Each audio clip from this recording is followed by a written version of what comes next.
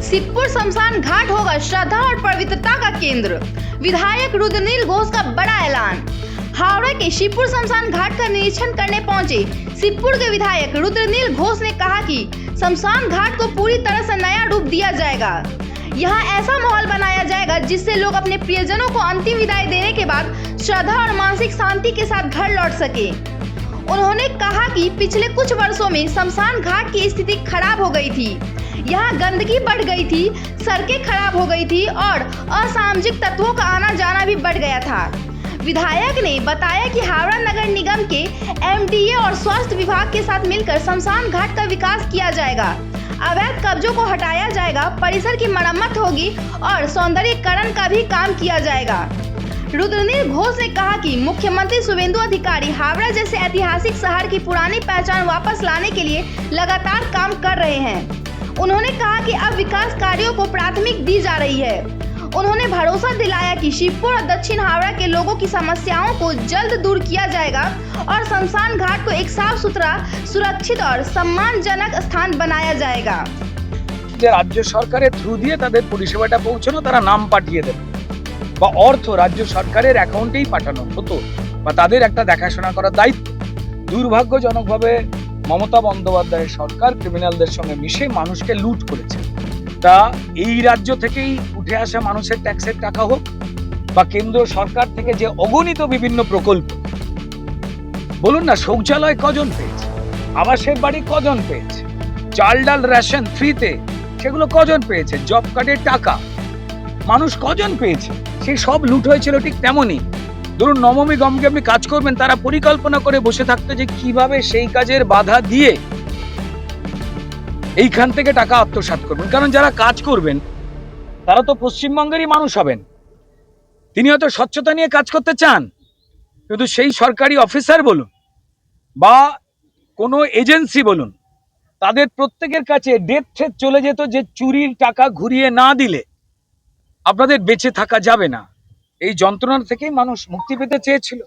তো ফলত ডেফিনেটলি নবমী গঙ্গের যে কাজ রয়েছে, গঙ্গা যে পরিচ্ছন্নতার কাজ রয়েছে, যাতে নোংরা পাঁক জল যা গঙ্গায় পড়ে, এখনো পর্যন্ত কিছুটা পড়ছে, সেইটা যাতে ক্লিন করা যায় সেই বিষয়েও কিন্তু আমাদের ভাবনা চিন্তা এবং কাজ শুরু হয়ে গেছে।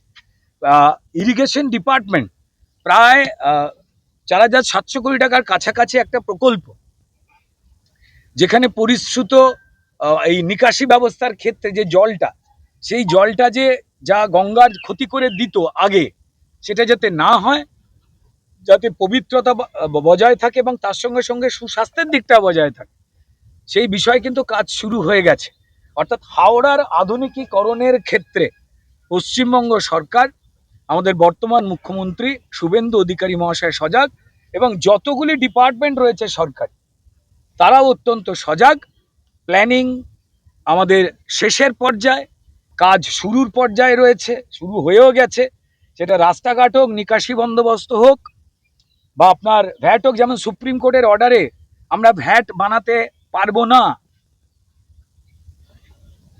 অনারেবল সুপ্রিম কোর্টের নির্দেশ অনুযায়ী হচ্ছে যে বাড়ি বাড়ি থেকে ময়লা কালেকশন করে নিয়ে যেতে হবে। এবার আমরা সেই সিস্টেমটাকে অ্যাক্টিভেট করছি, কারণ সম্মানীয় সুপ্রিম কোর্টের নির্দেশ আমরা মেনে চলতে বাধ্য। এটা তো আর ওই মমতা বন্দ্যোপাধ্যায় বিশৃঙ্খলাকারী সরকার নয়, আমরা আইন মানি না, কোর্ট মানি না, পশ্চিম বাংলাদেশ মনে করি, এমনটা তো আর সেই পরিবেশ তো নেই, মানুষও রাখেননি। এবং তাই ভারতীয় জনতা পার্টিকে সেই দায়িত্ব আশীর্বাদ তুলে দিয়েছেন এবং এই সরকার চলছে।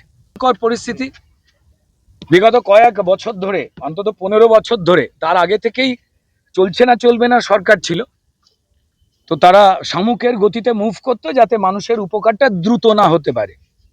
চোরেদের সরকার এলো, তারা পুরোটাই কিভাবে লুট করেছেন নিশ্চয়ই হাওড়ার একজন অত্যন্ত দায়িত্বশীল সাংবাদিক হিসেবে আপনারাও জানেন, আপনাদের চোখের সামনে কি লুট হয়েছে এবং আপনারাও কোন খবর করতে পাননি। যারা সত্যি খবর আপনারা করতে গিয়েছিলেন তাদের জন্য কি কি বন্দোবস্ত ছিল আপনারাও জানেন।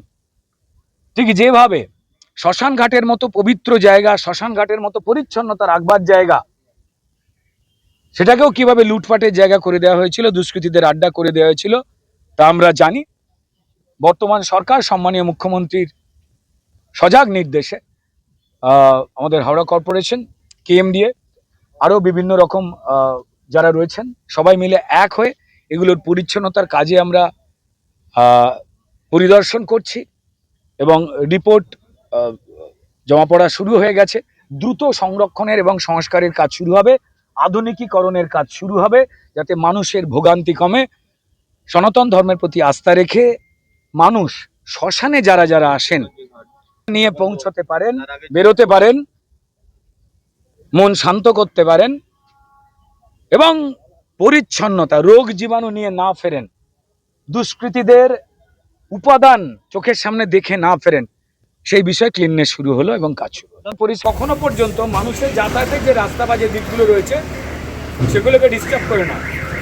নর্মালি সুপ্রিম কোর্টের অর্ডার অনুযায়ী আমরা রাখতে পারবো না, সুপ্রিম কোর্টের অর্ডার। যেহেতু সুপ্রিম কোর্টের অর্ডার অনুযায়ী বাড়ি বাড়ি থেকে ময়লা কালেকশনের নির্দেশ রয়েছে, এই দুটো করে কোয়াপ করা যায় এবং মিনিমাম কোন জায়গা থেকে ক্লিননেস রাখা যায় সেই বিষয়টা আমাদের এই টোটাল যখন আমরা বিষয়টা তৈরি করবো সেটার সঙ্গে